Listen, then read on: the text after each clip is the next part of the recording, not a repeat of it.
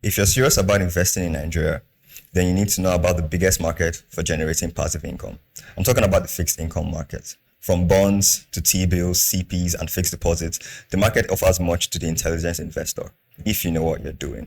But how does the market work? What government policies affect yields? And how do you navigate the space? Well, that's what we're here to find out.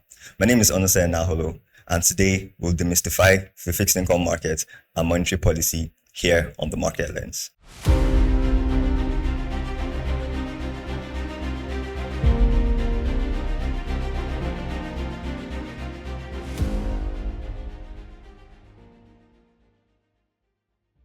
With me is Abisola Adesina. Abisola is a seasoned Treasury professional with over 12 years worth of industry and market experience. She has an ACI certification and has led successful Treasury operations in the banking, mortgage, and asset management sectors. When she's not traversing rates and yields, you can catch her poolside at her favorite country club. Abisola, thank you for coming on the show. All right, so the fixed income market is said to be one of the biggest, if not the biggest, financial markets in Nigeria. But, coming from a layman's perspective, I believe it's one of the markets that people know very little about because it's shrouded in a lot of technicalities and all. So please tell the layman, I don't know anything about fixed income. What is fixed income?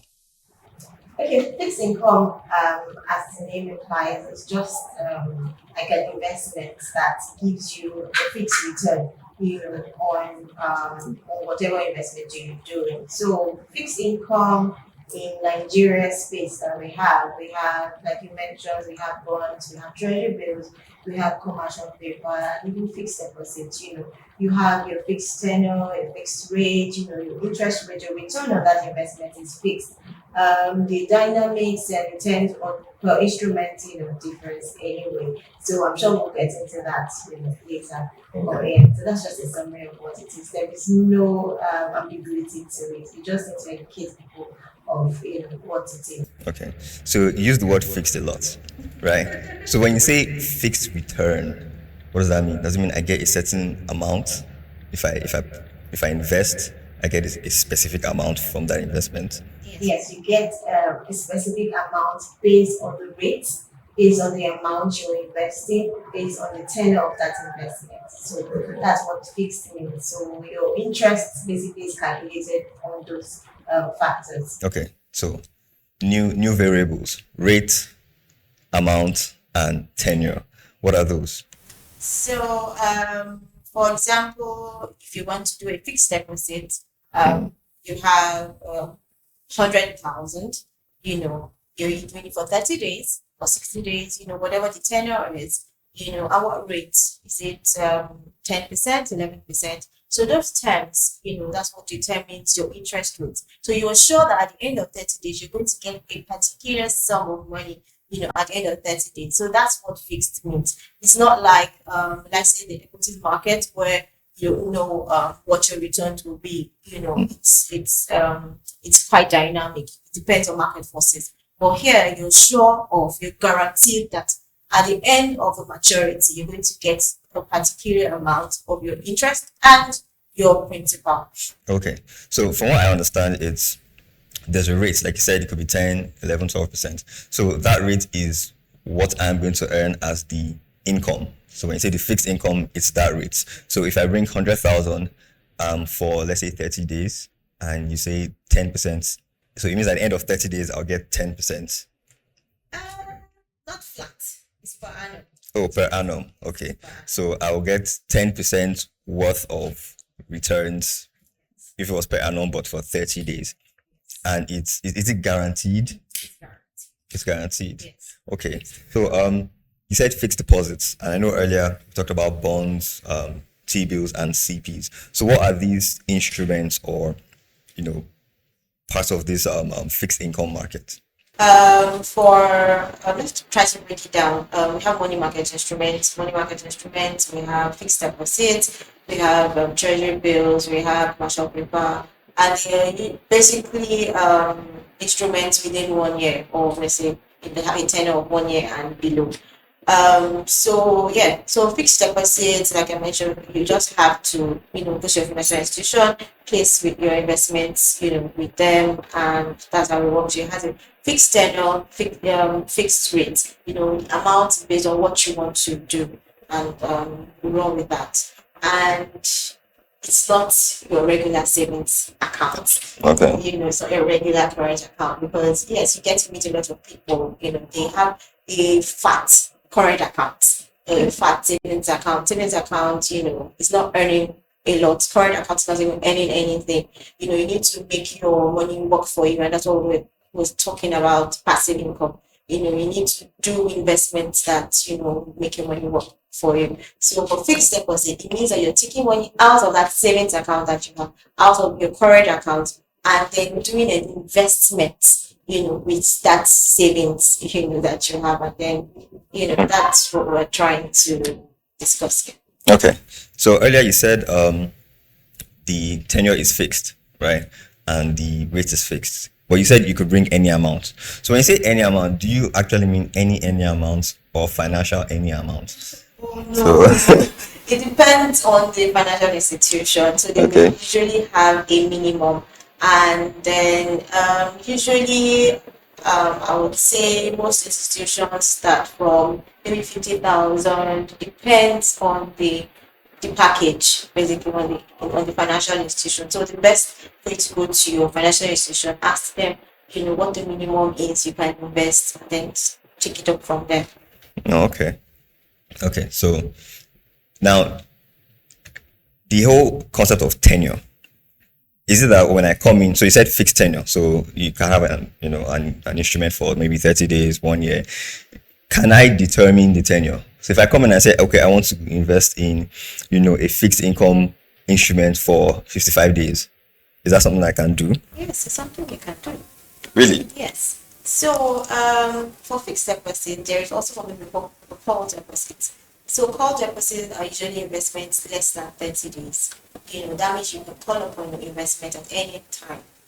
So the rates are usually lower, but yes, that's a part of it. But for fixed deposit, you have a tenure of 30 to 1 year.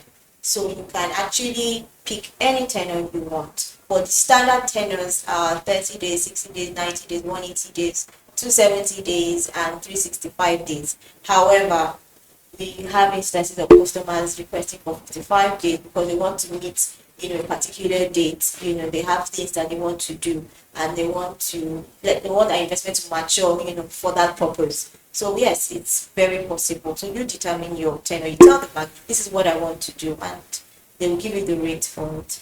Okay, so let me make sure I understand everything, very well. Fixed income, instruments are instruments that pay a fixed amount called a rate, over a fixed period called a tenure, on a particular investment, or a particular amount called the principal. Okay, so now we have, that. But we mentioned like four different types of fixed income instruments, right? From what I hear, it's all of them sound pretty similar. You take a particular amount, you put it in, you get a fixed amount. So why is there why are there different classifications if they all sound, are there differences between them? Well, yes. Like I said, they are different. As much as the underlying concept is still the same, that your returns are fixed, but the terms or the products are different. So yes, fixed deposit, you get your interest at the end of the tenure of the investment. So at the end of 30 days, you get your investment or your interest, principal plus interest. But for treasury bills and commercial papers, they're what we call discounted instruments. So we get your interest upfront. Um, I like how that sounds. Get my interest up front. You have treasury bills for 90 days, but you're getting your interest today. So at the end of the maturity, you're just going to get your DV, where you've gotten your interest upfront. Okay. So a lot of people like the treasury bill because some people want time value of money. You get your money now and you can use it for other investments. Some people even compound their interest. You can add, that just means that you can add your interest to that principal so that it can yield more interest for you. So that's Mm. why, treasury bills, it's quite exciting, to some people. So yes, for treasury bills, commercial paper, your interest is upfront. You get it now, unlike fixed income, fixed deposits, that you get your interest at the end of maturity. Treasury bills is a federal government instrument. Okay. So federal government is borrowing from the public. You know, for we have a fixed tenure, 91 days, 22 days, and 364 days. So federal government is borrowing from the public, for different, for different reasons, and usually that rate is determined by um, so many factors. It could be part of probably the economy. It could be we'll talk about the NPR. We'll talk about inflation, but then we talk about so many factors that determine the rates that the treasury bills would the stock rate of the treasury bills will be. And that's what really determines the rates that government will issue that treasury bills. And yes, so that's really where it comes from. It comes from need from the government, and the government then comes out and say, okay, general public, come and invest basically, and then they pay us interest on the borrowings basically. So I would say it's secure, it's risk free. For me, a lot of people rather give government their money because what's going to happen is government will print more money. Okay, so yeah, so for treasury, for government instruments, there is a treasury bills and there's bonds. Bonds are for long term, over 1 year. You have bonds 10 years, 20 years, even 20 years bonds. Those ones are for long term, depending on your risk appetite, depending on what you want to use, the investment for basically. So yeah, sticking to treasury bills, we have it's just basically what the government wants to do at that particular moment. Okay. So we touched on T-bills and bonds. Are all fixed income a form of the public borrowing money to some entity, in return for the rates? So it's all fixed income, one entity borrowing from the public or borrowing from, people.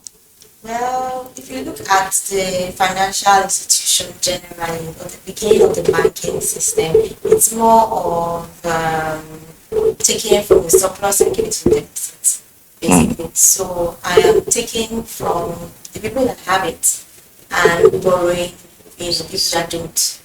As simple as that. So the money that you give me as fixed deposit or 10%, for example, I'm giving it out as loans. I'm giving it out loans of 20%, just for example, 20%, that's where the banks make their spread. They give you your 10%, they keep it as, just for example. So that's how it runs. So the federal government, they think of it as any deficit, anywhere. You borrow from the public. For bonds, it's more capital effective. If they have any capital projects, they need to do roads, they need to do anything, they have any deficits, they borrow from the public, and that's what they do. And it's not only federal government that raise funds from the market. We have institutions that also do that. Financial institutions also raise money from the market, companies raise money from the market, and all that. And I'll say for treasury bills, something similar to this with commercial papers for financial institutions, for companies. Those are I'll say what's similar to treasury bills, but unlike treasury bills, commercial paper has a maximum tenure of up to 70 days. Now, what determines how much I can make from T-bills? Okay, so generally, I'll say it will be the MPR. So there's something we call the monetary policy. In an economy, we have the monetary policy, we have the fiscal policy. Fiscal policy is handled by the federal government, government spending, taxes, and all that. That's helped by the federal government. And then there's another aspect of it, that is the monetary policy handled by the central bank. It's majorly just to manage the economy, trying to stabilize the economy basically, and to ensure that money supply is managed, inflation is controlled. They do that by managing or regulating interest rates. And That sounds a bit complicated. Okay. Because when you said to make sure they do it to make sure there is money in the economy. I mean, why can't they just print more money if there's no money in the economy, right? Why have a rate? So now you have to stabilize the economy. The level of growth has to be stabilized. Okay. You can't just keep printing money, and that's where inflation comes in. When there's too much, money in circulation, Okay. Prices of goods and services keep going up. That's just how it is. So, so basically, what informs that is, in Nigeria we have what we call our monetary policy, majorly handled by the CBN. So the CBN regulates rates, and that rate is what's called the MPR, monetary policy rate. I think as of today is at 27.5. So at 27.5, the government is saying that this is the rate actually controls the level of it's like a benchmark rate, for borrowing. If the rates go higher, it's trying to tell you that they're trying to mop up funds, to reduce the amount of excess money or liquidity in the markets, so that people don't have extra money to borrow. There won't be a lot of funds in the market. So if they reduce the rates, they're saying that, okay, let there be more funds or more liquid funds in the market, so that, the economy can, people can do a lot of things with money in the economy and all that. So generally, those are the factors that determine interest rates. So that rate affects your fixed deposit, affects treasury bills, it affects all your investments, even loans. Okay, let's try to break that down. Right? So the CBN, the Central Bank of Nigeria, sets a rate. Current rate is 27.5%. Is there a reason why it's 27.5%? Now, I know you said that if there is a lot of money in the system, they might increase rates to mop up money from the system. How does that work? How does the whole mopping up process work? The rates, MPR goes up. Traditionally, all investments also go up. Your treasury bills investments, the rates on your treasury bills will also go up. Your fixed deposit goes up. Even your savings account, the interest rate goes up. So it's encouraging people not to spend, to bring the money into the bank to invest. So it's just to reduce the flow of money, in circulation. So you're just trying to mop up, Why would you want to? But why would the government want to reduce the flow of money in circulation? It's just to control inflation. Our inflation rate has been high over the last year, so they've been trying to control it, and you will see that, for the last year they have been increasing this MPR, because as they increase it, they're trying to see if they can, clamp down on the increasing inflation. I would say Nigeria is very dynamic. It doesn't follow all the theoretical things we know about economics, but I would say majorly because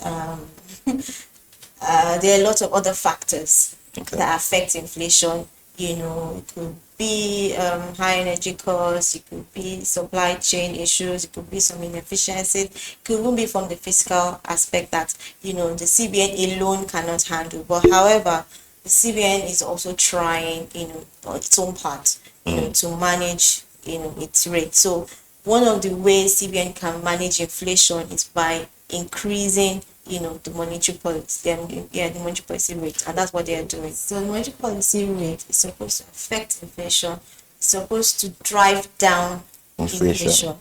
Okay. So they are trying to tighten or squeeze, the system, basically. So they're trying to squeeze the system to ensure that there is no excess liquidity in the market. Okay. That's just what they're trying to do. So they've been trying to do that, and then we saw that inflation rates dropped at the last month's figure, it dropped to 23%. We saw that at the last MPC meeting, they held the rate stable. Usually when they have that meeting, they keep increasing, even if by 25 basis points, by 50 basis points, but we saw that they held it stable.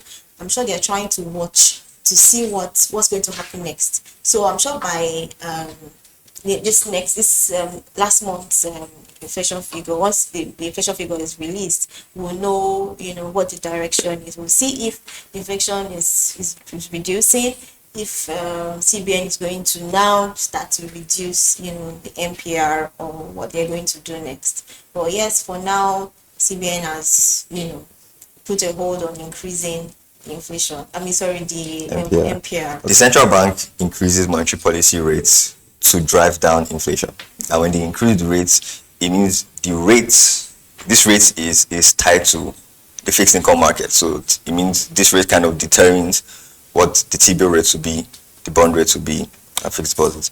So that means as an investor, I should always hope for high inflation. So no, you shouldn't hope for high inflation. Yes, your yields will be high, but also borrowing cost is high. The way it's affecting your fixed income instruments is also affecting the other side of things. So borrowing cost is high.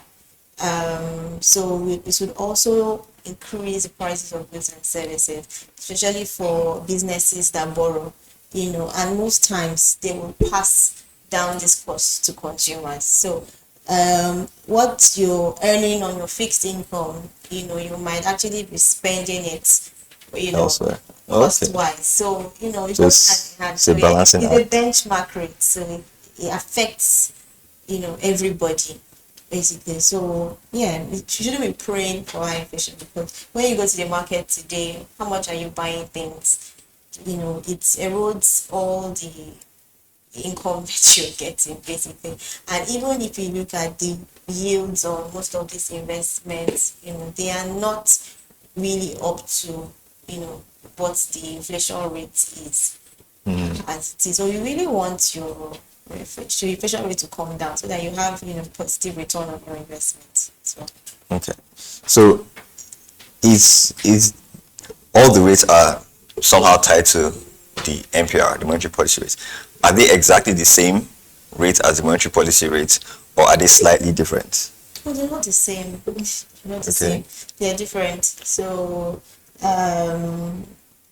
depending on the product, like you have savings accounts now, earning probably 6%. You can't say it's the same thing with But why is this? But why is this 6% if the monetary policy rate is because of the 7.5? product. So it's a Okay. percentage of the MPR. Oh, okay. So all products are they are a percentage of the MPR. So it depends on how the product is, Yes. how it was packaged. Okay. So for treasury bills and bonds, federal government issue treasury bills and bonds is totally dependent on what the federal government is doing, at that particular point in time. So if the interest rates go up, usually you expect that the rates on those instruments should go up. But we've seen instances where the reverse was the case, in the market, or it just remained the same. So it just depends on what the federal government wants to achieve at that point in time. But yes, normally it should affect across the board. All right. So let's get practical. We've talked about a lot of rates and policies and all. Earlier, you said the government could issue bonds at a time where monetary policy rates could be high, but their rates could be lower, right? So I think I'm a bit more interested in the whole term of issuing bonds, right? Because then it's how do these, instruments come about? Earlier, you said there was a tenure. So what happens when the tenure is elapses? So let's say I buy a 1-year T-bill and 1 year elapses, and ideally I get my money back, right? What if I still want to be in T-bills, right? What do I do? Do I buy another one? How are these instruments created? Okay, so for treasury bills, if you start with that, there is a primary market option for treasury bills, and that is usually every 2 weeks. They usually release a calendar, but it's usually every 2 weeks. So if your investment, your treasury bills investment matures, you have the option of reinvesting in treasury bills again, though at that time the rates might be different, based on different factors like I mentioned earlier. But yes, if your investment matures, you can actually reinvest that sum or something higher or lower depending on what you want to do. For treasury bills, currently it's 50 million and 1,000 for both for treasury bills. Yeah, So if I want to buy treasury bill, I have to have at least 50 million and 1,000. to be able to go at the primary market auction. Okay. However, you have the option of the secondary market. So at the secondary market, you can buy lower bills. So it's just like you're buying existing bills. So you could go to your financial institution and ask questions around that. So yep, you see people that don't have up to 50 million and 1,000, and they also want to buy treasury bills. They can go buy from the secondary market. That's based on availability and the number of the bills are available. There's also something we call federal government savings bond. Okay. And when federal government increased the volume of treasury bills, they introduced the federal government savings bond for customers or for people that don't have up to that volume. You have a minimum of 5,000 to 50 million. You can invest in that space. However, the tenure is 2 to 3 years, 2 years and 3 years. That's every month. That issued every month. So people also have that option. What we see is that people don't want to invest that long. They don't want to do 2 years. They don't want to do 3 years. They actually want to buy treasury bills within the 1 year space. So yes, you can buy from the secondary market. You don't have to, have 50 million to invest in treasury bills. Okay. So now there are two markets. There's the auction and there is the secondary market. How much deviation in yields or in rates are there between the primary market and the secondary market? The rates are usually very similar. However, secondary market is primarily driven by demand and supply. Demand in terms of say demand for a particular bill, or are people selling it off? Those are things that probably affect the rates on treasury bills, so to speak. But for the primary market, CBN already knows what their stop rate is going to be. We all bid for it. They would have a stop rate, and that's that's the rate that everybody will be sold to at. But secondary market is just based on demand and supply. Demand and supply. Okay. So now let's put that in today's economic climate in Nigeria, right? I read on the news that they said interest rates are dropping. So I don't know if it's interest rates or yields on fixed income, but I heard something similar around that yields are dropping. But earlier you said that the monetary policy rate is still it's unchanged, right? So how so if I was an investor now and let's say I want to buy T-bills, right? And I hear rates are dropping, but I see that the monetary policy rate is still the same. What should I think is going on? So like I said, the Nigerian market is quite dynamic. For our rates are dropping, yes. Fixed income rates at a point, so we're dropping. If you check the last 2-3 auctions at the primary market, auction, you see that rates, stop rates were dropped, gradually 50 basis points, 25 basis points. However, I would say that at the last auction, rates inched up. So there are lots of factors who would have affected that.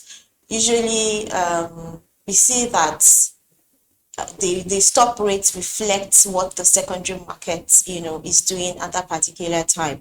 It's usually not too far-fetched from what is happening in the market. And we've seen in the last 2 weeks, two weeks last week, that rates in the markets have been going up, and majorly because there has been some sell-offs.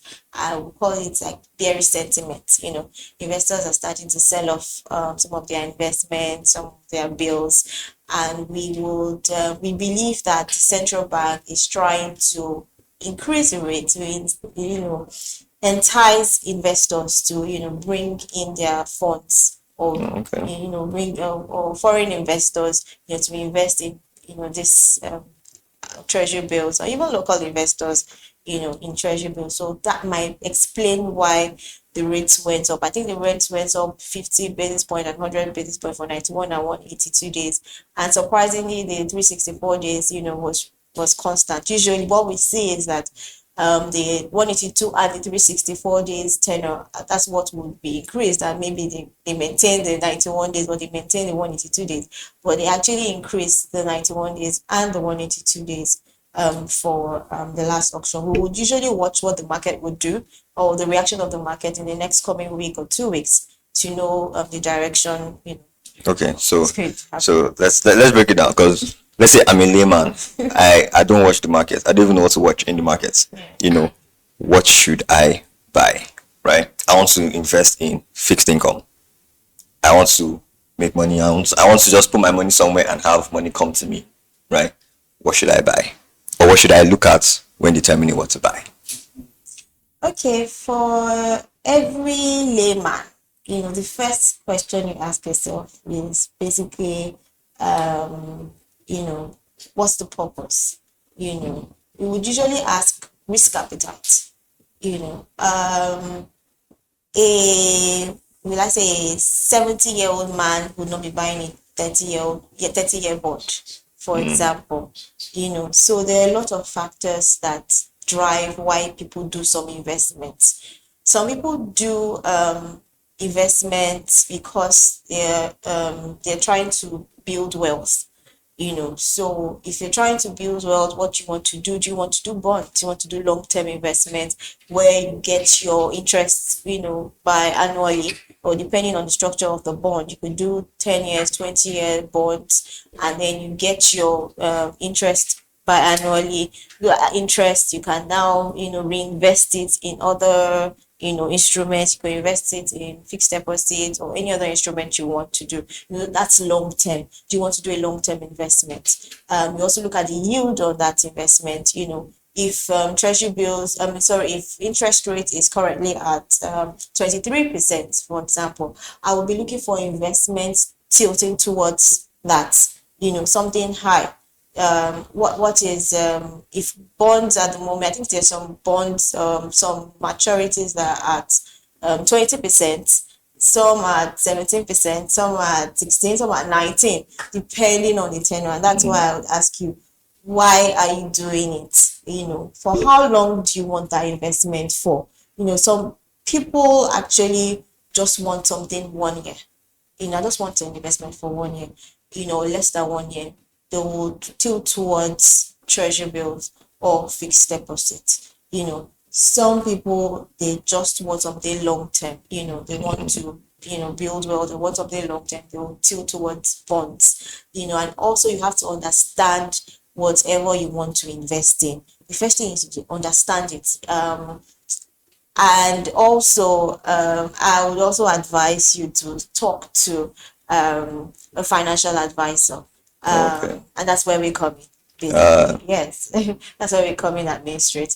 We would advise you on the best instruments to buy, or what to do, and how well to maximize your portfolio, basically. So at every point in time, depending on your objective, that would really drive what investment you should be doing at a particular time. So it's not cast in stone. So it's not like I have this, I just want to go and buy bonds. Why are you buying bonds, or why are you doing fixed deposits? Why are you buying commercial paper and all that? What should you look out for if you want to buy a commercial paper? So those are the things that we help you with. I like that when you said what should we look out for when you want to buy a commercial paper, because that segues into my next I guess my next point of contention. what are the pitfalls of the markets? Because we know if you are going to the equities market, okay, there's a possibility that there's the earnings does not meet expectation, and then people sell off and things like that. What are some of the risks or the pitfalls that I should be looking at, or I should be cautious of, or I should be aware of when going into the fixed income market? Okay, depending on your risk appetite, like I said, for treasury bills, bonds issued by the government, it is risk free. And that's why a lot of people tend to go into that space. To a large extent, the government will not default. What we usually say is that the worst that will happen is that the government would print more money. However, for your fixed deposit, you have the institutional risk. For commercial paper, you also have that risk. There is a risk that the organization does not pay back on your investment, though it's usually low, because before a bank would come up, a lot of factors go into play and all that, and they're highly regulated. But for commercial paper, you check their ratings, you check what their underlying assets, you do a lot of background check before you do any investment, because yes, there is a risk that at the end of or the maturity, you don't get your investment back. So people that have low risk appetite might not buy treasury bills or might not buy bonds of other corporates. They might just go to treasury bills and bonds. So on the off chance that a company does default on its bond, what happens? Well, most of that's a very good question, because most times a lot of the organizations are usually backed by maybe NDIC or a lot of them, and that you will get maybe a percentage of your investment. There are a lot of things, things CBN is trying to do to protect the investors. However, the timeline, how long will it take? What percentage of your investment are you going to get? All that is still a gray area, and that is not guaranteed. You don't know when, you don't know how much of your investment you're going to get. So those are still factors that you have to consider when investing. But however, it's still good to check the investment ratings of the organization. Like I said, always talk to a financial advisor before you make some decisions, especially risky decisions. Okay, so I think I have just one final question. Right now we're hearing a lot about tariffs in the US and Donald Trump imposing tariffs on different countries. I know that I think he imposed a 14% tariff on Nigeria, although I think yesterday he suspended all tariffs for 90 days. Does that affect the fixed income market in any way? Yes, we suspect that that has been affecting our markets since that was introduced, because that was when we started seeing the bearish sentiment, and that's why I said we're selling off their bonds, and not just for local investors but also international investors. So what we see in this kind of situation is that investors would normally just try to de-risk on their investment. They would like to take off their like to make sure their portfolio is secure, their funds are secure. So even if our interest rate is high, they're looking at country risk. They'll rather take it away and put it in their country where it's safer, till everything dies down, until they understand the direction of things. So what we see is that even on Omo bills, they're selling off treasury bills, NTB, they're selling off. So and I suspect that is why the CBN also increased the rates, trying to entice them, trying to say that our rates are good, stay and all that. But will that be enough? Will that increase their confidence in the country? I don't know yet. And you would also see that in the our exchange rates in the last week. You can see the spike in the depreciation of our naira. You can see that probably their precious towards that end as well, because people are trying to take, investors are taking their money, trying to convert it back to dollars or whatever currency, as the case may be. So everything is kind of intertwined, with each other. Well, that sounds complicated. I think I'm just going to leave it to the experts, expert financial institutions to guide me. I think that's pretty much, everything we're going to cover today. So just so that I have it straight, right? So the fixed income market is basically a market that has instruments where either the government or corporations, create these instruments like T-bills and bonds to borrow money from the public, at a particular rate for a particular tenure, and I invest in it and I get that fixed. Well, it's called fixed income because it's fixed, in the market. So when going into the market, there are a lot of things that could really, affect the value of the instruments that I'm buying. Inflation, monetary policy, demand and supply, I guess, in the secondary market, like you said, and things like that. All right, at least now I have, or hopefully people watching, they have, a good idea of these fixed income markets. And like Bisola said, if you have issues, reach out to, professional institutions like Ministry Capital, and I'm sure a relationship manager will help guide you through that. I think we've come to the end of this episode. Thank you so much, Bisola, for joining us. There you have it, the fixed income markets. We've broken down what it is, how monetary policy rates affect the market, how to start navigating the market, and hopefully now you know enough to start making decisions today. As always, follow us on our social media channels, YouTube and Instagram, and connect with us, comment and interact. And as always, stay safe in the markets.